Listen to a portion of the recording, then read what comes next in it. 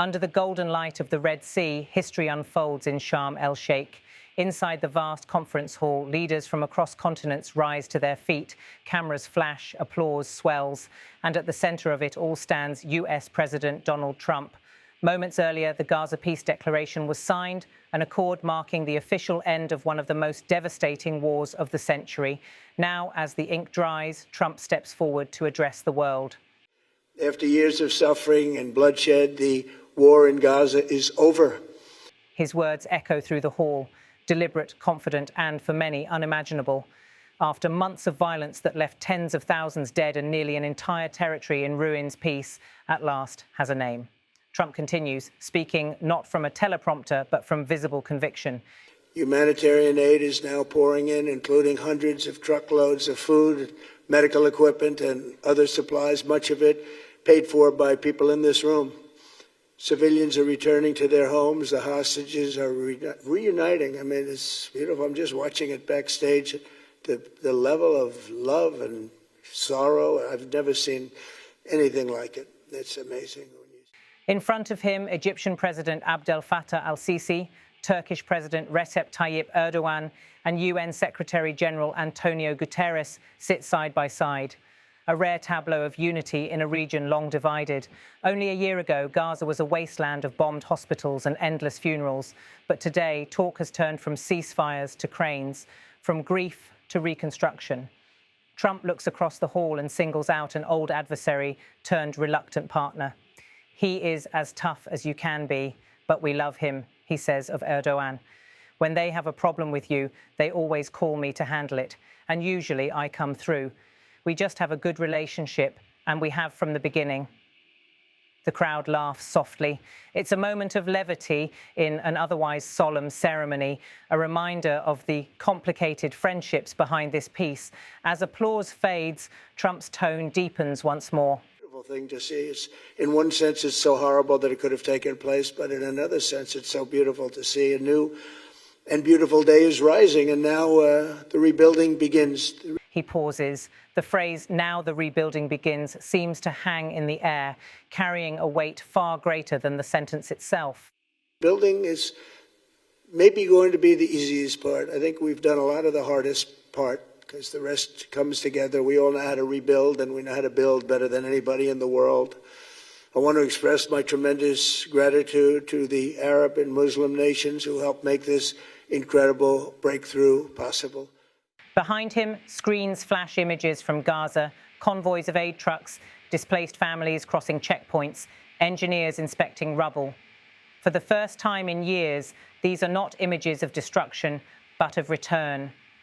Trump announces that financial pledges have already begun pouring in. Cleaning up and building, and I'm pleased to announce that numerous countries of great wealth and power and dignity have come forward to me just today and over the last week to say they want to help in the reconstruction of Gaza, putting up whatever money is necessary. And the money is, of course, it's a lot of money, but it's not much compared to the value or the wealth of these tremendous countries, and they are.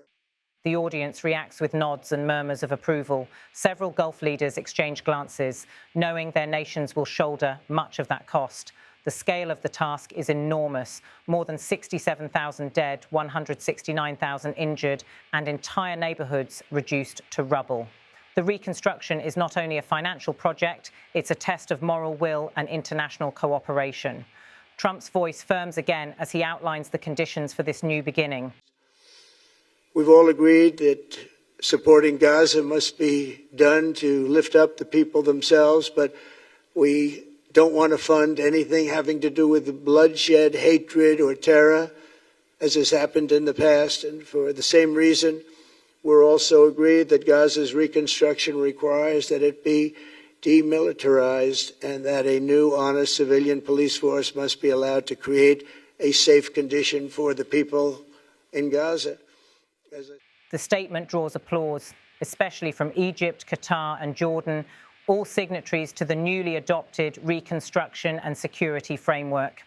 Observers note that this clause, demilitarization in exchange for rebuilding, may be the most consequential element of Trump's entire Middle East policy. Moments later, the microphone passes to Pakistani Prime Minister Shehbaz Sharif. He adjusts his glasses, visibly emotional. Today is one of the greatest days in contemporary history because peace has been achieved after untiring efforts led by President Trump, who is genuinely a man of peace. Around the room, leaders nod. The statement is bold, but few seem to disagree. For many months, Pakistan had played an unexpected but important role, mediating between key regional powers and quietly coordinating humanitarian channels through Egypt. Sharif goes further, delivering a declaration that takes even some diplomats by surprise. I would say that Pakistan had nominated President Donald Trump for Nobel Peace Prize for his outstanding, extraordinary contributions to first stop war between India and Pakistan and then achieve ceasefire along with his very wonderful team. And today, again, I would like to nominate this great president for Nobel Peace Prize. Applause rises once more. Cameras pan across the rows of delegates. Emirati, Turkish, Moroccan, French and American envoys joining the ovation. What began as a tense and uncertain gathering has turned into a moment of collective relief. In the hallways outside, aides exchange smiles and handshakes. Some whisper about the logistics of reconstruction, others about the potential shift in regional alliances that this peace could bring. For Egypt, hosting the summit has reaffirmed its place as the region's diplomatic cornerstone. For the Arab world, it marks a turning point, a moment when promises of normalization, trade and development may finally replace decades of war rhetoric. For Trump, the Gaza deal caps what he calls his second-term peace doctrine, an approach blending direct negotiation with economic incentives and symbolic gestures of reconciliation. Already, work has begun on the Gaza Recovery Compact, a multi-billion-dollar fund jointly managed by international partners. Reconstruction projects will focus on hospitals, housing, power grids and education, the foundations of civil life that war had stripped away. In the streets of Gaza City, Khan Yunis and Rafah, small groups of residents gather around radios and televisions. Many listen in disbelief as the news of peace filters through. A woman clutching her daughter tells a reporter, "We lost everything, but if this peace holds, maybe we can live again." In Tel Aviv, families of released hostages watch the summit broadcast from Hostages Square. Their tears mix with cautious smiles. The war may be over, but the emotional wounds remain. At the close of the session, Trump thanks his team, including his daughter, Ivanka Trump, who played a key role in coordinating humanitarian outreach. The audience rises for a final round of applause. Outside, as the Red Sea wind sweeps through the palm-lined promenade, delegations disperse into the evening. Helicopters lift off toward Cairo and Jerusalem. The desert air carries a sense of improbable calm.